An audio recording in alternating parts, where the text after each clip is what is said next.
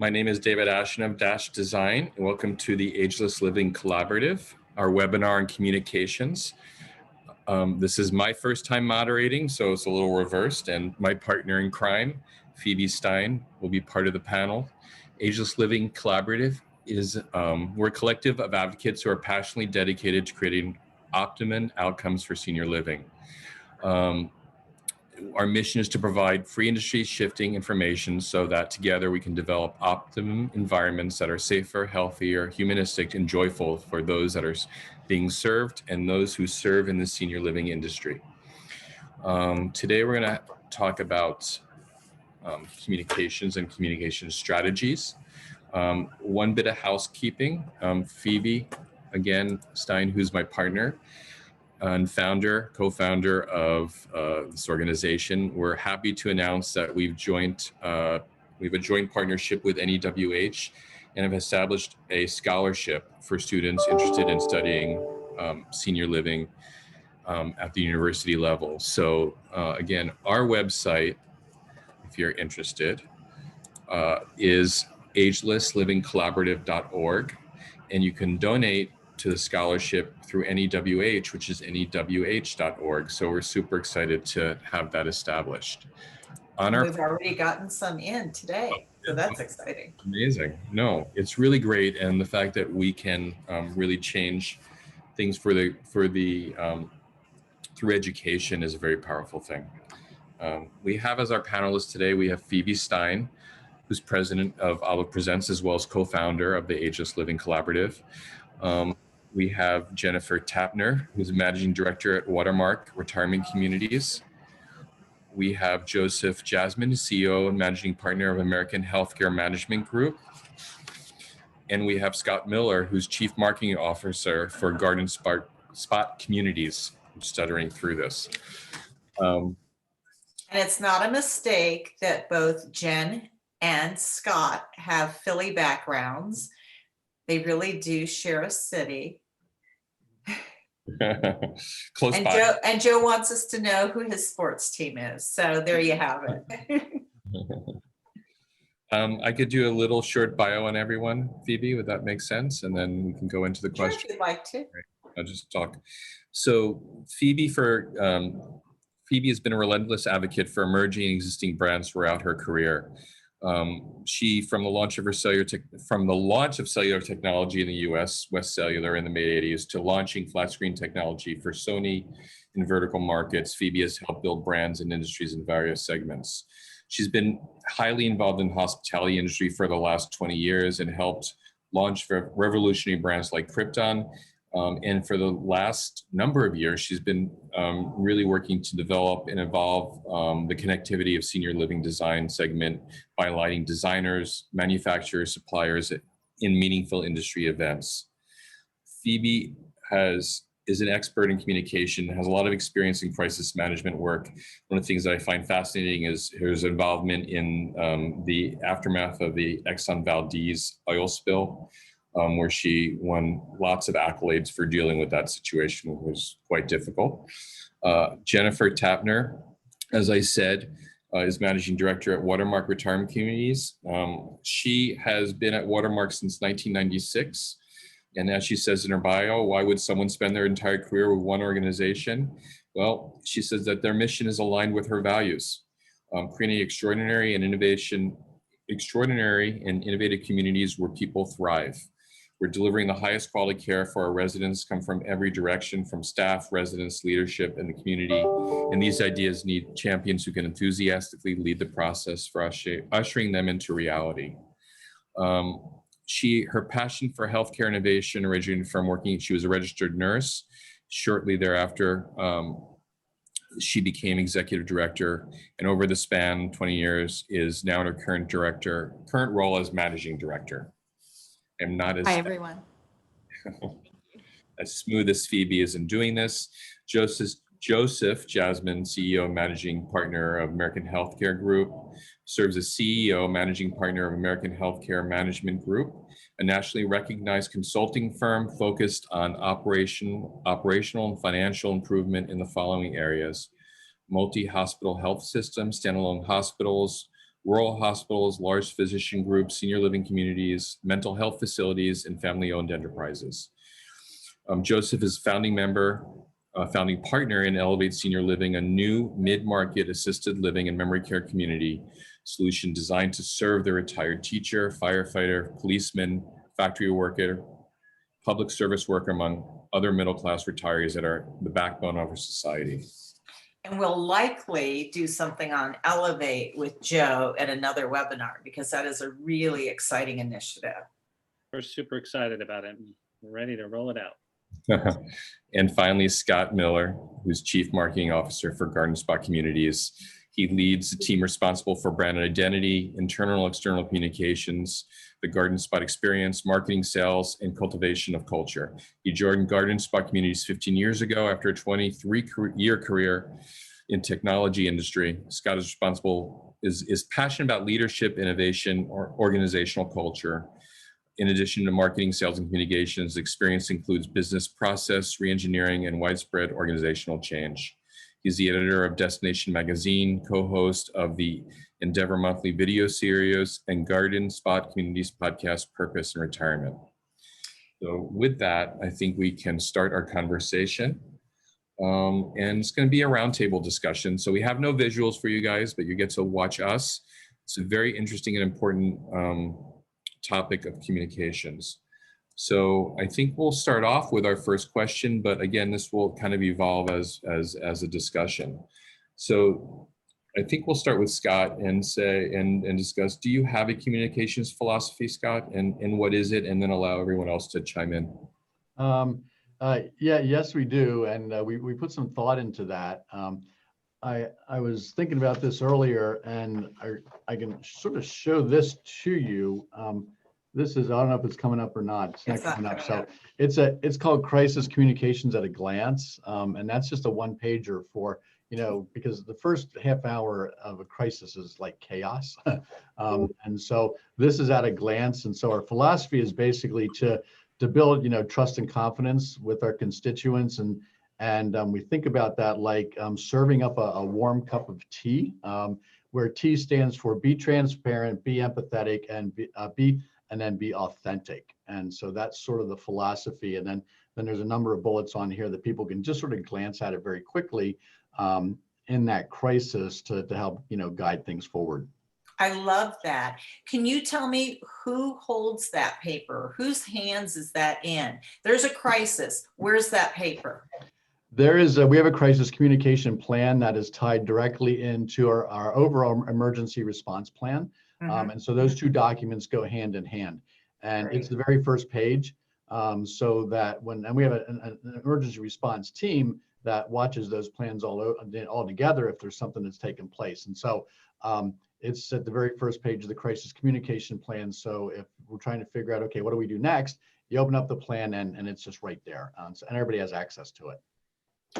That's music to my ears. I would love to know how you manage that, Jen, in watermark communities and who has that. And I'm asking specifically because I have been on the other side of it when there's been a crisis, we've been called in, there wasn't a plan. So I'm always interested in knowing how each organization who has a plan, where they put it, whose hands it's in, who's going to have the ball and run with it. Questions, Phoebe. And to Scott's point, I think that for communication, it's all about transparency and building trust. For our communication plan, we have a very robust plan, as you might imagine, that we work with our resources locally and nationally for education and training online that foods plan. Hub, if you will, is at the front desk. So if there was any type of crisis, there's a tree of who gets called, but the executive director, the leadership team, frontline associate advisor, communication with our command center and our corporate office. So it's a very robust, well thought out plan that is reviewed ongoing and trained on ongoing also, with any changes and at least semi-annually. That makes sense. Joe? We kind of follow a very simple philosophy: don't hesitate, communicate. We try to have a regularly scheduled communication going on, and then supplementary communication strategies based upon what's happening in the day. From a crisis situation, there's a crisis plan. All the leaders have the crisis plan. There's also 2 crisis books available for, in a sense, front of the house, back of the house staff. In the moment they for some reason, everyone else was run over by a bus and they needed to communicate, they would know where to go and what to grab a hold of. But our theory is to try to communicate more often than just when there's something bad that happened. So providing some fun and exciting communications, and, you know, almost like current events, this is what's happening today, here's what's happening with your loved ones, and really kind of keep the families and those folks that are interested in our community involved and engaged in it, even driving some of that communication out to the general community, and creating partnerships and relationships with those folks so they know what we are. Because at the end of the day, if they drive by your community, they make an assumption on what it is, and it's only defined unless you tell them what it is. So we try to set the stage and communicate exactly what we are.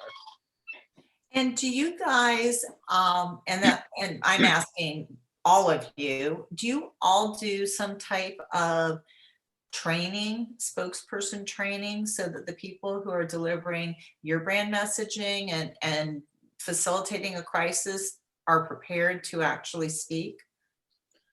We do. We encourage folks to participate in community programs and community events to actually practice speaking in front of, you know, humans in public. We also go through some Q&A sessions with them, and you know, we don't grill them, but we do have a little bit of fun with it and laugh. And then the most favorite part is videotaping ourselves and then rewatching it together, maybe perhaps with a glass of wine, and then we can really laugh at, like, oh my gosh, do I really look that way when I talk? I think that makes it a little less stressful. Sure. Even me, I'm pretty good at talking in public, but throw the camera up and all of a sudden what's naturally in my, you know, coming out of my mouth doesn't come out. So it's kind of interesting to see. I think we've all been there. For us, we myself, I'm trained. I've been trained many times through a variety of different you know, sessions of that nature. The person, Juanita Fox, who is responsible for our media experiences, she is trained as well. So both of us, as is our CEO and our COO, and so we're all trained. All of us have a tendency to do a lot of videos, sort of like you mentioned, Joe. You know, I think you mentioned, David, at the beginning, we do a monthly video. And so we see ourselves on tape a lot. We see ourselves on video a lot. And so we use that to sort of monitor how we speak and what we do, so that we can have that sort of non-anxious presence, if you will, in the things that we do. So important. So when you talk about that, what are the practical benefits of effective communication? I mean, you guys have different plans. What do you see as the positive outcome? Because I think a lot of people see this as don't see this as important as other aspects of the business. How do you see the benefits? I think Jen is signing back in. I'd like to drive the narrative in communication so that we're, in a sense, in a driver's seat when it comes to the communications.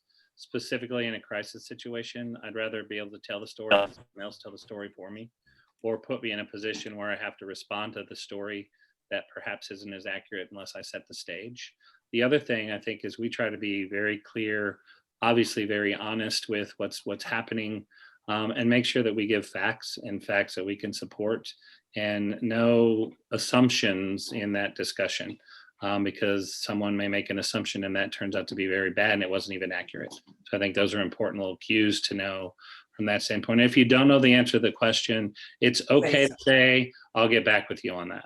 Absolutely. Absolutely. Faking it never works out. You're very passionate about this. I'm going to say, Phoebe, I'm going to break in a second, but you're very passionate about this subject. Do you want to add, because I think you have a very important point of view about effective communication and the benefits of that? Well, I think, and David's heard me over and over again complain that people don't take it seriously. And, why is it that communication falls below C on the list of things that should be top of mind and well executed? I think about not just the opening of a property, but the daily workings of a property and communicating to all the people who are involved in it, from the staff to the residents and the families. And oh, it doesn't stop there. What about the community outside? And when good communications practices aren't in place, you have situations that are unfortunate for everybody. My own mother was in senior living years ago, and she called me one day and said, "We're not allowed to leave our apartments." And I was like, "What?" And she said, "We can't leave our apartments." And I was like, "Well, why? What's going on?" And she said, "I don't know. They're not telling us." And I said, "Well, it's time to go down to meals. What do you mean you can't leave? Are you going to be able to eat?" "Oh, they're bringing us meals." It's like, what's going on here? Well, at 10 o'clock, I heard the evening news, and all the media were in front of her building, and they were talking about norovirus in the building. This is not how somebody should learn. And you can hear my associate. This is not how somebody should learn about a crisis in a community. They failed at communications. They failed at telling their residents, the families, and the surrounding community. That just should never happen. It's important. It should be at the top of the list, not something that they drag out and dust off when the time comes. So just a side note. And Scott, you were going to add, I cut you off. I'm sorry. Oh, no, that's okay. It is, like, I think it's important from a brand perspective. It's very important from a brand perspective. So, sort of like Joe was saying, and Phoebe is like, we want to make sure that we have the story and that we can, run that storyline, because if you're not talking into that or speaking into it, people are going to make stuff up. Mhm. If you don't answer the media is going to make it up for you if you don't give them some sort of a statement, right? And if you don't tell your residents, if you don't tell your other constituents, your staff, they'll make it up as well, because people want to give answers. And so we try to get out in front of that, and make sure that, and sort of like Joe said, stick to the facts, right? And don't speculate. Just be honest and authentic up front. And if you don't know something, just say, at this time, we're still trying to figure that out. And as soon as we know it, we'll share it. Which, it's that honesty and that authenticity, I think, that makes a tremendous difference. And I think the other piece of it is, don't just let it go. So you have to respond and say, "I don't have an answer," if you don't have one, but we're working on finding out the answer. We'll get back to you. David mentioned the long ago Exxon Valdez oil spill. And the one thing that we had to work around that was enormous was that the president of Exxon just didn't respond. Nobody picked up the phone for 48 hours. Today's news cycle would have killed them. There was no social media, so that was a blessing. But now we don't have that option. Somebody doesn't respond, then the masses are taking to every social media platform there is to say how unresponsive you are and how you can't be taking it seriously. So I think, if anything, communications, and certainly the crisis communications preparedness, has been elevated more than it ever was before. And I would add to that, we had a crisis situation about 2, 3, 4 months ago. And we took it to the point where we reached out to the news stations and the reporters in all the different areas in that community to get in front of the story, so that we could basically explain what was happening in the community. We had a caregiver that stole from us, and we worked with the police department to get that person arrested, but we wanted to be in front of it. And so it worked very well by talking to them up front, giving the interview before they were ready to go. We were able to then work with them and provide them what they needed. So then the story that went out was the actual story, which was what we wanted, and not a negative story of, oh my gosh, all senior living communities are stealing from seniors. Could have been that awful. And it was senior living communities get together and basically catch the crook, which was really the spin that we wanted to be, because that's what really happened. yes, that the person did steal, but we were able to recover it. But managing that could have gone completely the other way for us. Right. And so by being in front of it and basically making ourselves available, I told them, you call me whenever, I will drop everything and talk to you. And we did a couple video calls, and so they could have some real, and I think that saved the day for us. I think it does every time you're open and transparent and authentic about it. I think that we often think about communications to the outside, but it's just as important for the inside, right? It's just as important that we're communicating and getting feedback from our residents and from the staff and from the families. I know Watermark does a great job with that. Do you want to talk a little bit about that, Jen? Yeah, absolutely.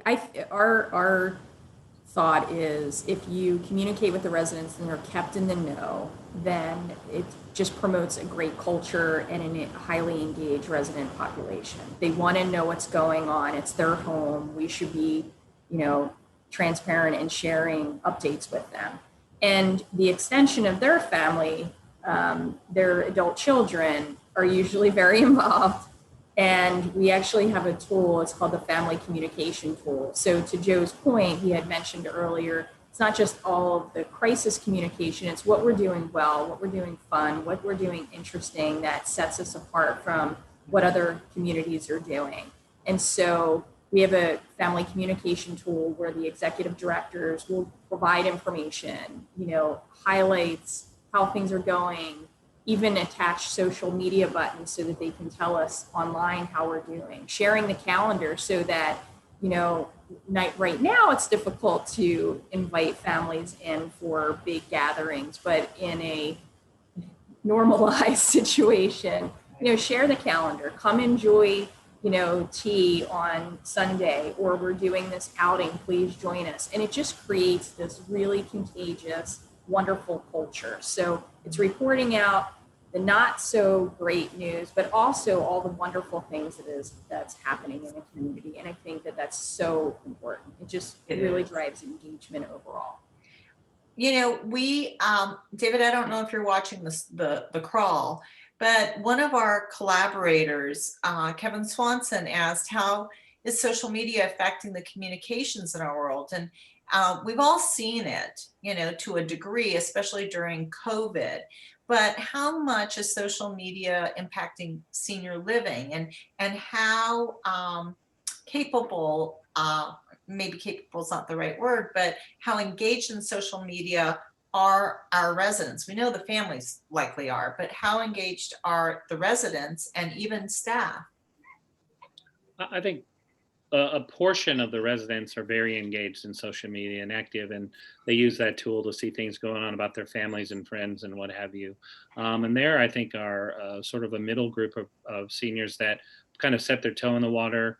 And I believe this is an opportunity that we can all utilize and connect our young caregivers, those folks that can't live without the phone or social media, to interact with this middle group of seniors that they kind of want to try it, but they're not sure. And then they get lost and frustrated and they give up.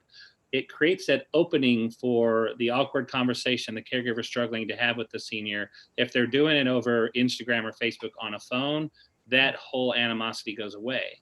And I think that's an opportunity we all have there. And then I think there's a group of folks that just don't do it for whatever reason, cognitive issues. They're just not interested. They really never bought into the whole iPhone thing. And so I think that there's a mixture, but I think this has created a different environment for us now. With the COVID has changed the scenario. So now when we're utilizing social media for communication strategies, now you have to be uber careful that you don't happen to throw a picture up of someone smiling and their face mask happens to be slightly down off their nose, because then that's the gotcha moment. And you get 472 emails saying, oh, you're not safe. So now it makes it almost worse because every moment is being basically parsed because of the craziness going around with COVID. So now you have to be very careful. And basically we say, don't post anything on Facebook unless you've really looked at every moment of it, because no one's perfect and it does happen, but we don't want to create a crisis that isn't there. Right. Well, and back to the crisis, we have another collaborator, we're so fortunate, we have really tremendous folks who have joined us across the industry. asked, what steps do you go through for a thorough communications plan in a crisis? Worst case scenario brainstorming session. Okay, so this is an enormous question for all of us, right? We've all been sitting through these, maybe brainstorming, but development of a crisis communications plan. So what would we say would be top 5, say, steps, just, top of mind right away? What are the top 5 things that you have to do in a crisis communications plan? I think you got to understand the problem. I think you have to dissect or analyze the problem, create a solution, make sure that you fact check your solution, and then deliver your message. That would be 5 for me. Excellent. Faith Marabella, I hope you caught all of those. Scott, want to add? Very good that? answer. It was a perfect answer. It was a perfect answer. I don't know that I have much more to add to that, but really analyzing the situation, being nimble, I think is important also. What your original plan may not be what carries you through the end. So being nimble and adapting to the plan to the situation, because sometimes, what you initially think you're dealing with evolves or it might change. So other than that, I think Joe's answer was pretty spot on.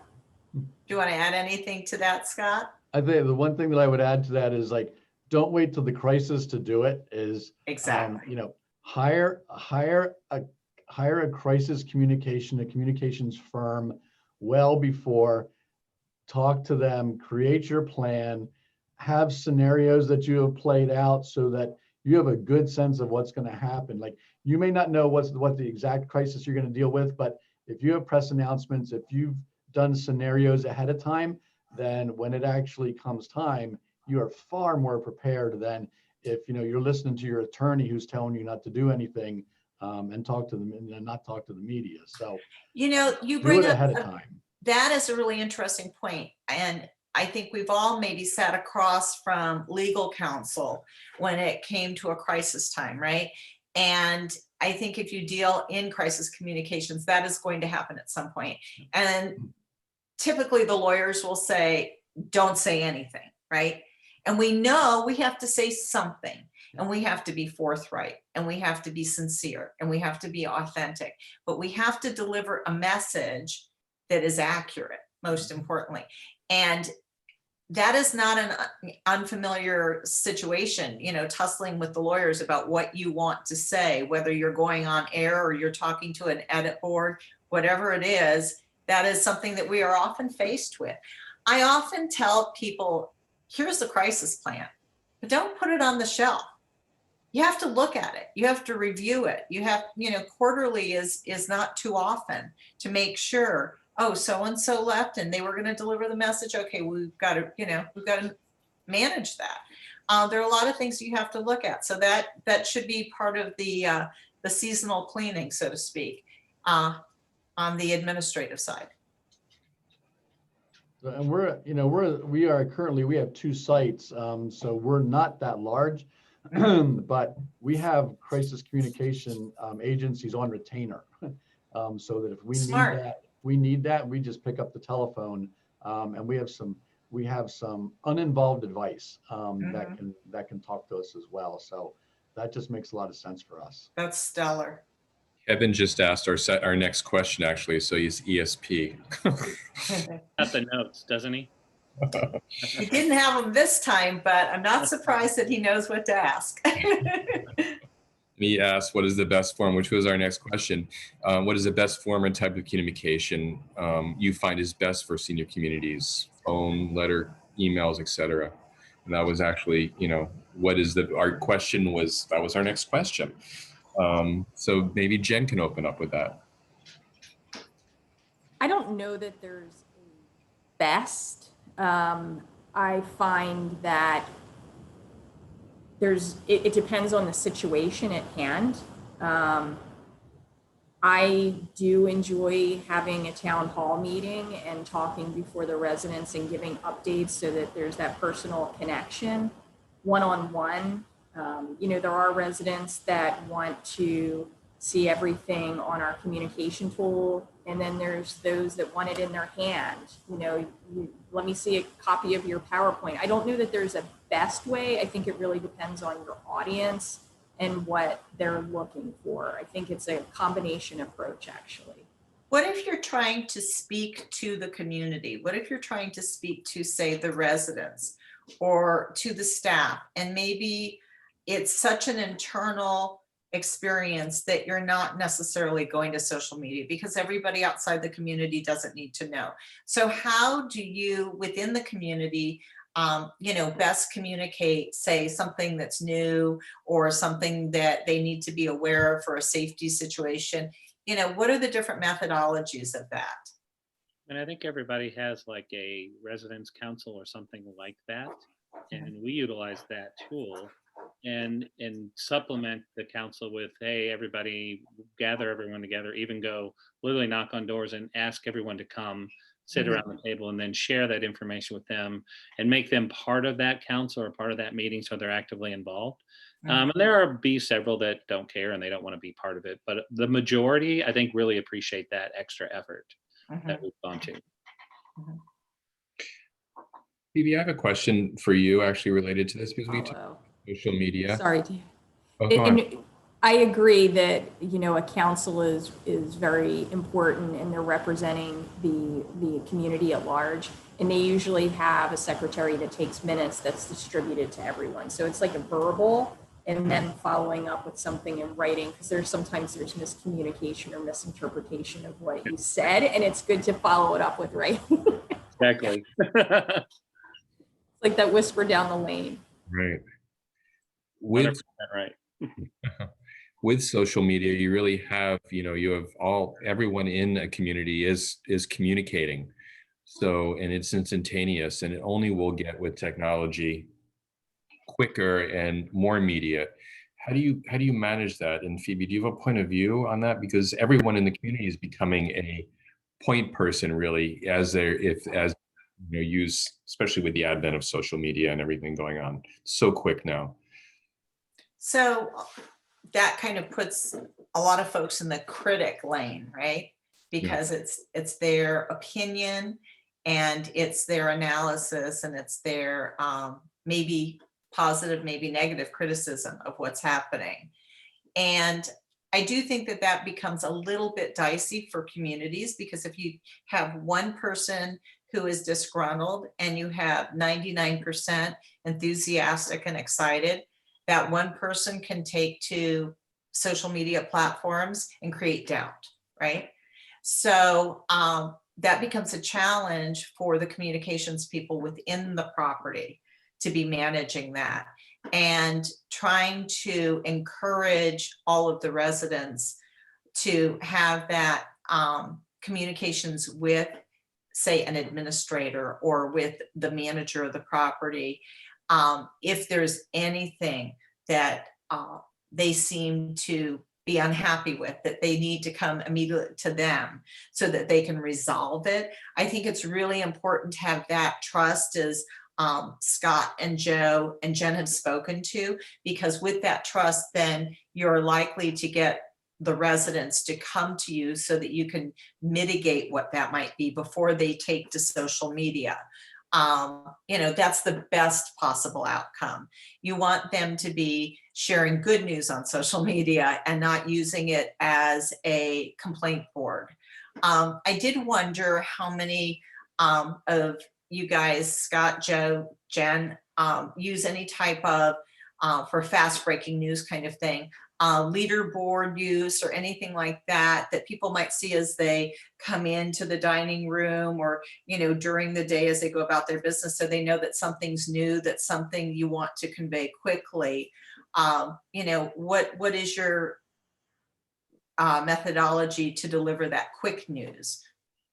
We use a platform, and we're rolling this platform out in all of our Elevate communities through a group called Centrix. It's Engage 360, that allows us to send out to everybody's television, telephone.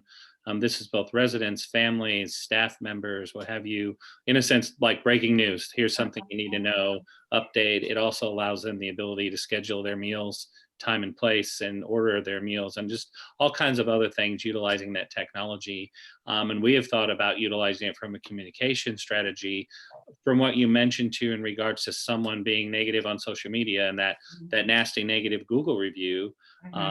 That, you know, you can't get into a Google review battle, but to reach out to our families to say, can you help support us, and basically create positive, because with the touch of a button, we can send something everywhere all at once. And so, you know, utilize for activities and what have you, but the communication events and things that we think are important would be, you know, right up there on the screen for them. And then you got to ask them which way they want it, so you don't wear them out with updates, because there'll be a lot of families say, I don't want any of that. And so you got to honor that as well. Right. Do all of you have a channel, a TV channel that you connect with the community? So if somebody tuned into that, they would see something that's new? Some Yeah, we do. some of our communities do, but we do utilize Connective Living, which is a platform that is in elevator lobbies, going into the dining room, and you can update with crawls. You can put pictures of, you know, whose birthday it is if they so desire, want it posted. Weather, local attractions, which is a really good communication tool. Yeah, for us, we don't have any screens at this point, and well, we have one in a public place, and I think it's the same platform. For me personally, I've never been very happy with the solutions for senior living. They look infantile to me. You know, you don't get the level of quality that you do on cruise ships and in high-end hotels and resorts. And so we've been very cautious to put those sort of things in the community. What we have done is that all of our residents, and that's right around 1,000, have iPads. So they all have iPads, and we have an immediate communication channel that's set up with that. And so we just send messages to people on a regular basis on things that are happening. So, you know, like we just did a COVID update yesterday, announcing that we know that our positivity rate in the county is right now just below 15%. If we hit 15%, then we ask people not to have visitors, right? And so we just reinforced that yesterday. So that's what we do internally with those things. As far as staff goes, we send emails to all the staff. Plus, we have an internal app that we can communicate directly with our staff. And then for the outside community, we use our website. So we drive people to a page on our website that's got information and things. And so we try and, you know, hit it comprehensively from that perspective. From the social media platform, we're fairly active on social media. And so if we get bad reviews, we typically respond to those with a fact or two, and then we just say, here's a telephone, you know, please call us, here's a telephone number, and we'll talk to you offline. And that usually shuts everything down. That's excellent. Of those folks who have iPads within the community, do you have 100% utilizing the iPads? Yeah, we do. It's because actually it's set up so especially if you get an alert announcement, it comes up and it's pretty obnoxious. And so it draws people over to tap it and look at it and turn it off. Yeah. That's great. Very interesting.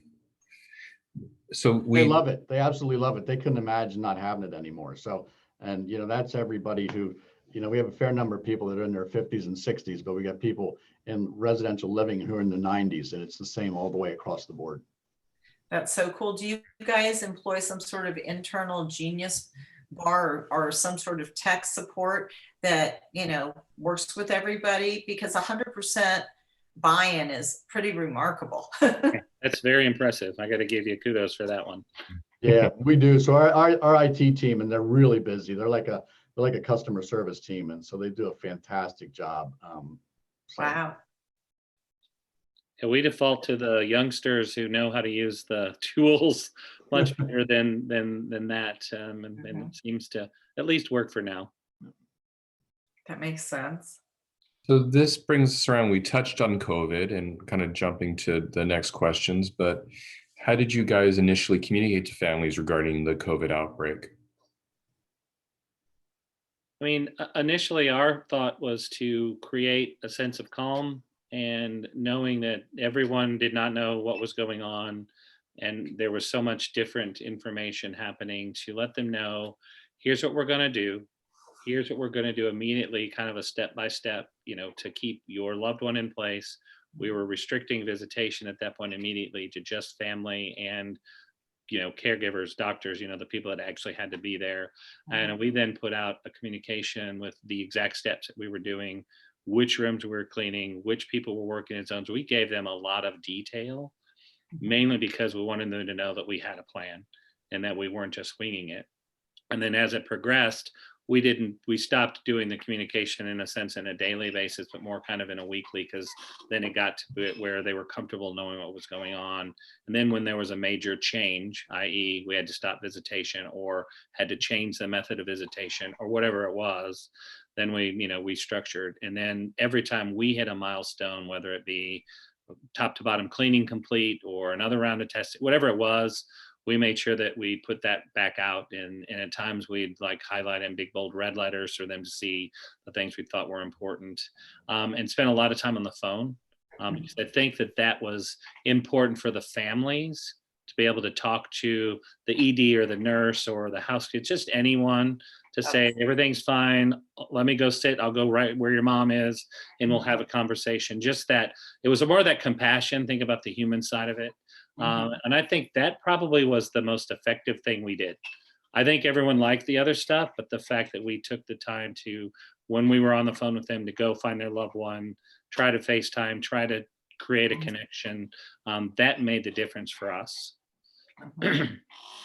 I would agree. We started very, very early on with our communication methods.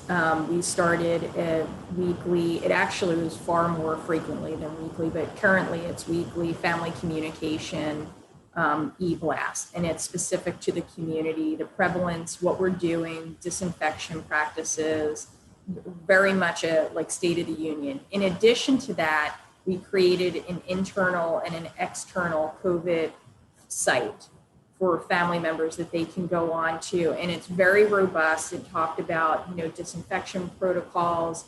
It talked about our policies, everything that you can imagine. And now it's full of information around the vaccine. We did a lot of FaceTime, a lot of virtual tours with the residents and their families. And one thing that I really, really liked is we built an inspirational board in our platform, and it took pictures of what it was like in the community because the families couldn't come in, and really the random extraordinary acts of kindness that were displayed throughout all the communities. One example was, the servers, the dining team, everything was in to-go containers, and so they were putting pictures on the boxes, or family members standing out across the glass, giving hugs. And it was just beautiful. Every time I look at it, it brings me to tears. But it's something that I think is so special and extraordinary that we did. And I'm very proud of the communities for what is posted. It's pretty amazing. That's fantastic. That's really wonderful. Yeah. Thank you for sharing that. Thank you. Wow. What happened with the garden spot communities? And specifically, I'm curious about small houses. So within our healthcare, what we did within healthcare, as incidents and events came up, we have a telephone system. So we called all the family members. So we do households in skilled nursing. We have households, and so there are 16 people in a household, and so that's pretty contained.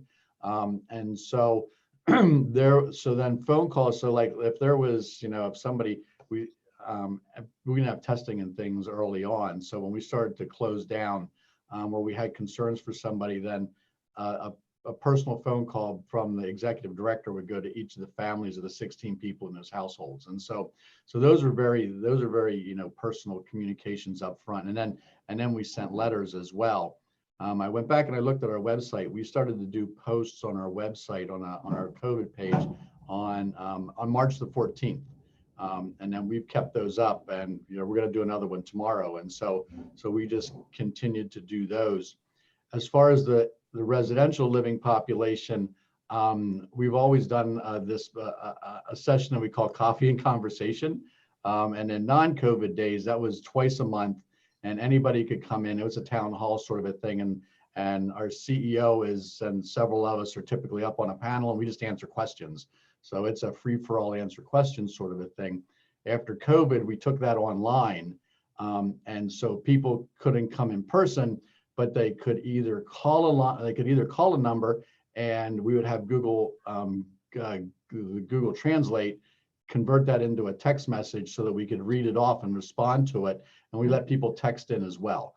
And so those generally went for an hour. So, and that was every week. And so people were on, they were asking, they want to know everything that was going on. And so Sure. at one point, we started to record those and make them available to family members too, because family wanted to know what was going on. And so that was very helpful. And then we just do those regular updates on that communication system I mentioned.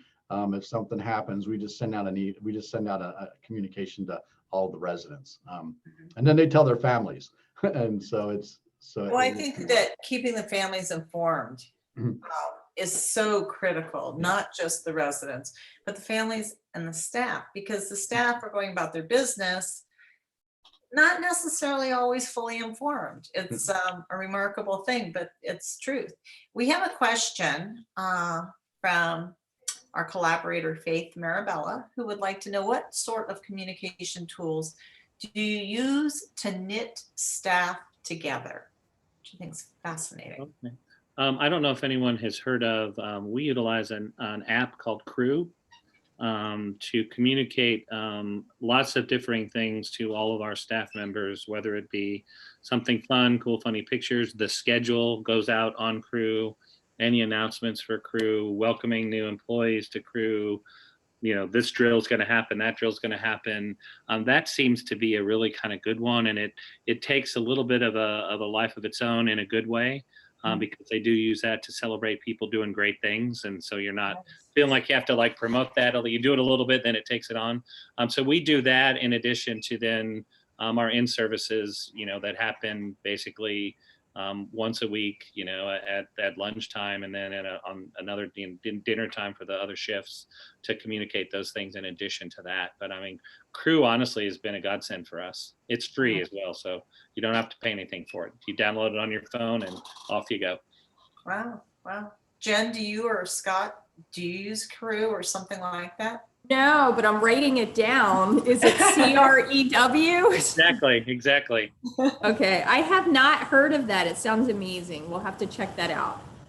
We actually have, yeah, I love that. That sounds so cool. I will definitely look into that. We have a Watermark announcement center. So we have an intranet, and it has all different announcements throughout the day that the associates can look for updates. We also have boards in our break room that has updates of information and storytelling on there. And we also have an application, Dayforce, which is like a scheduler that we can send e-blasts through. And then the EDs do town halls regularly for all of the shifts, because it's important to capture everyone and not leave, that 11 to 7 shift out. So that's important. Yeah. And I'm sure that residents and families alike are asking about the vaccine and protocol and how that's going to be handled, and will they be getting vaccines in the communities, and a host of other questions. How are you handling that? I would assume that there's some insurance, well, to folks who are on Medicare, not, but there might be some insurance information. How do you segregate that and push that information out? It's a general question, even though it's a medical and health related question. So we've used the same method to push that out. Crew, face to face. There is a handout as well, just because some people like paper and they want to take it home and put it on the on the wall to let them know, here's the times, here's where we are in the queue, here's the process. And then if you don't want the vaccine, here are the ramifications. Unfortunately, knock on wood, we haven't had anybody say we don't want the vaccine, because that would create a crisis communication moment for us. And do you have a plan in place for that person who decides, I don't want it? We do. We do have a plan for that. And that isn't a fun plan, but it is a plan. It'll make it harder for them to, full PPE, the whole 9 yards. It'll be awful to work in that sort of constraint. Right, right. Interesting. So just I'm looking at, we had a very interesting conversation. So I'm looking through the questions to see where we want to go next. I would love to interject. I'm looking at questions. I'd like to know tips that Joe and Scott and Jen can share with everybody about improving communications with seniors. Like, what do we need to know to better communicate with seniors? Jen. Good thing David and I are, co-pilots on this, Yeah. right? I think for individual communication, knowing something about the residents, I have a tendency of doing everything pretty fast. And I think that it's important to know your audience and maybe slow it down a little bit. Some people are fine and can adapt to like the fast communication, but just knowing your audience, making yourself available when they want to communicate with you. I think it's important as a leader to be present when residents are present. You do, there is a time to be in your office and get paperwork done because that has to be done. But I think it's very important to be present. And I think you had mentioned it earlier, getting ahead of it. A resident, if they have a relationship with you and you are available to them, they'll communicate to you what the concerns are, and you can build a rapport, build a trust, and things have a tendency of not escalating. So being present in the dining room, being present for large events when we're able to have large events, but just, I think that's important. Having the balance as a leader of being engaged and present and also getting your other work done. I 100% agree with everything that Jen said. You got to know the residents, and nothing can be replaced by that personal connection, that sitting down next to them, having that conversation where you're focused on them, they're focused on you, the distractions are out of the way, and that it's all about them. And we have a little bit of a trick in it. So it's a tip that we do every week. We do one-on-one activities with every one of our residents, and that activity is about them. And that's how we get to know them, and we get to know what they like, what they dislike, how they like to be communicated with. And it's rotated. So people on teams, they have tickets. And so eventually they've done a one-on-one with every resident in the community. That allows the communication, as Jen mentioned, being present with them to be so much easier, because they know you and they know who you are and what you are, and you know them. And it can be much more personal because the trigger buttons. There's certain residents that if there's a change in the dining room, it will trigger them. They get upset. So how to manage that. And I think that, as she said, being present is super important, and knowing what your residents like and dislike is critical. I can imagine they're all going to be so excited to be back in the dining room together. Oh my gosh. I'm hoping it's soon for all of us. So probably the thing that I would add to that, because that is all good stuff, is like, treat people like adults. That, I just look at this industry. I'm 63, so I'm dead center demographic, right? And the people that we deal with, as I had mentioned, we have a fairly diverse group of people that live here. And so, people younger than me, which just isn't fair. But then we get people who are 90 years old and they are just, you know, if they're not having cognitive issues or something like that, they're sharp, right? Right.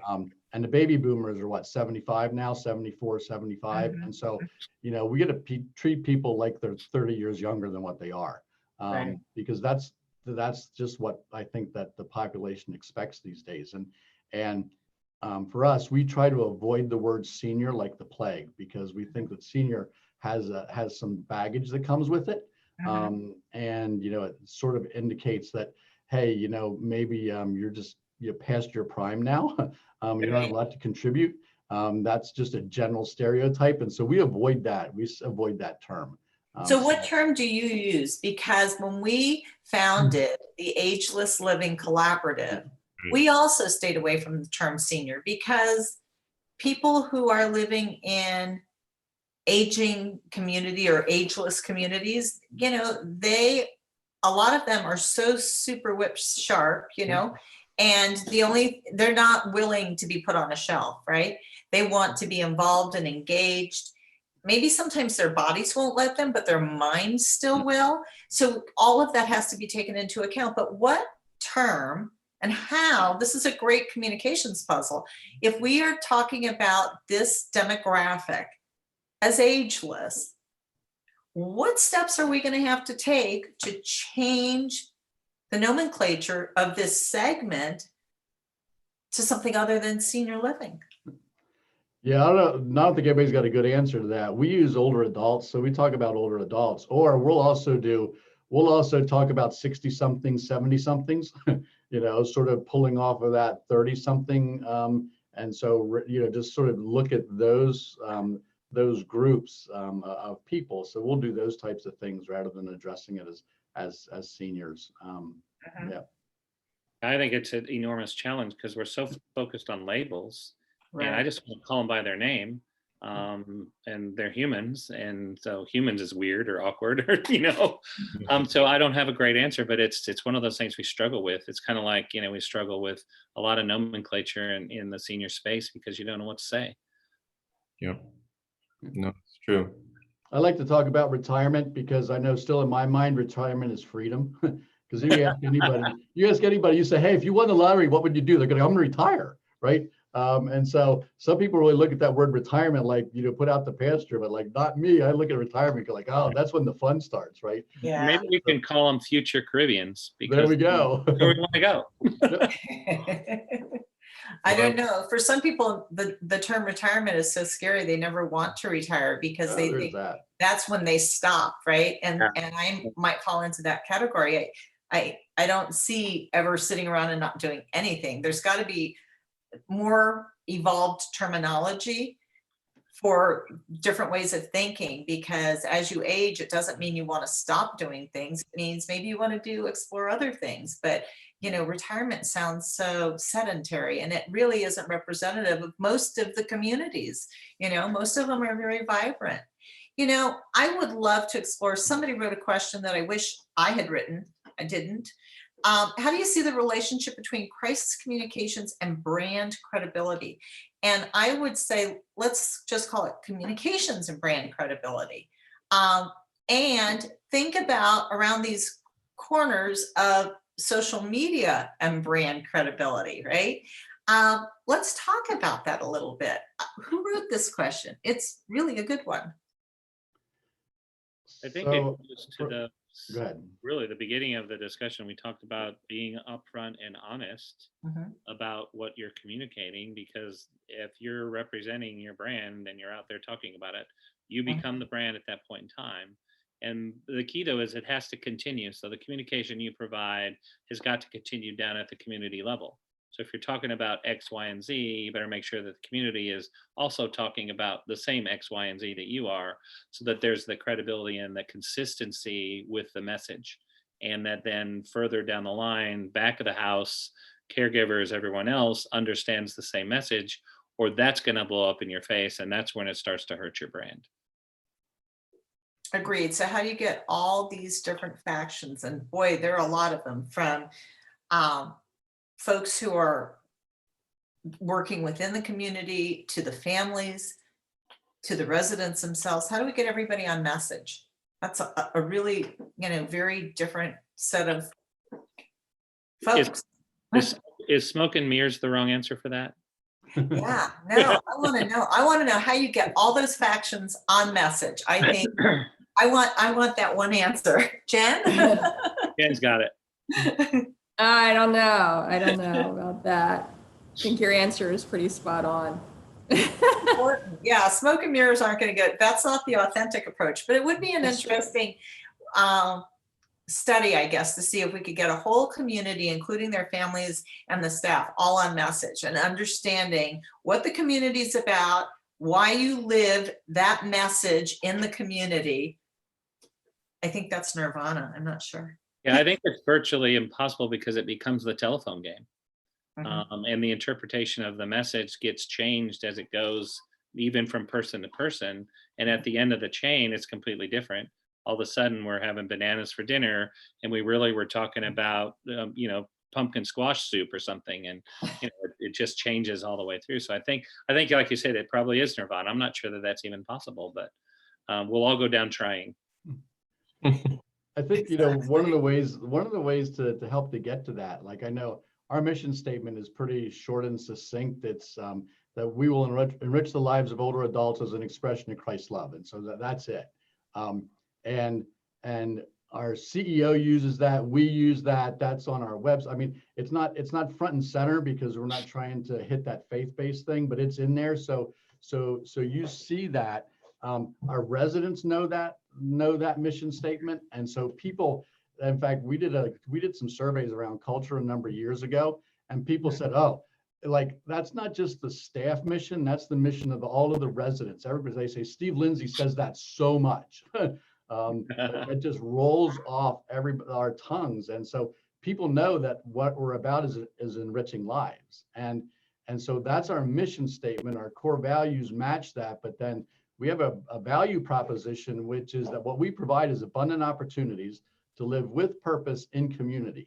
And so, it's opportunities, purpose, and community. And so between the mission statement and that, all of our messaging just centers back around being authentic and transparent is how we accomplish all of that. And it all knits together so It beautifully. does, yeah. I think sometimes I see names of communities, and then because somebody said you need a subhead, it goes in there, and it really has nothing to do with the community or the lifestyle or what that brand really represents. And I do think that it's really important to have a very succinct, be it mission statement or brand identifier, that people understand and know that they're living that as they live in that particular community, because each one is so unique. One of the ways we measure that is when we do applications, people fill out the applications. And if we ask them, like, why do you want to live here? And like, people come back, they say, oh, because of all the opportunities and living with purpose. And so when your constituents are feeding that back to you on the application, That's a win. It must be getting out there some way. Yeah, good job. Yeah. That's a win. So we've come to 5 after 5. The sun's setting behind Phoebe. I can see her background's getting dark. This is a topic that is very important and could go on for another session, which we probably will end up doing. I wanted to thank, and Phoebe as well, thank all of our panelists for participating in this, and everyone who's attending the session. It is being recorded, so we'll be able to send it out to folks to watch at a later time. And I don't know if Phoebe... They can get it on our website, on the agelesslivingcollaborative.org website, where all of our webinars are. And then our next webinar will be in January after the holidays, which will be on affordable senior housing, which is a very important topic. And I just wanted to wish everyone a very happy holiday. Thank you for participating. And Phoebe, do you want to end with, you're such a good moderator. I couldn't fit your shoes, but we tried. Thank you for doing this. This was fun. We never get to, do this together. So this has been a real fun thing. I really do appreciate Scott and Joe and Jen joining us today. I hope we can call on you guys again for yet another communications panel. This is should be an ongoing conversation. within communities, about communities, and we welcome your insight and feedback and really appreciate you joining us today. We look forward to this affordable housing webinar coming up in January. And again, we start with nomenclature, right? Because affordable housing doesn't mean Section 8. So Right. make sure that you join us. I think we'll probably be the 21st of January, and learn more about what it really is, because it's not Section 8 housing. It's affordable housing means something entirely different in senior living. So that should be a very exciting panel. And I want to remind everybody that we have a brand new scholarship fund with NAWH. If you would like to gift to your clients, if you would like to just donate, we would be delighted to receive your donations through nawh.org/Ageless Living Collaborative. And that will help us to help a young aspiring designer think senior living is really cool, and join us as a young person with fresh ideas to help move the needle for our residents and families. So thank you all. Thank you, everyone. Thanks. Bye. Have a great holiday. Be safe, Thank you, everybody. Bye. Bye.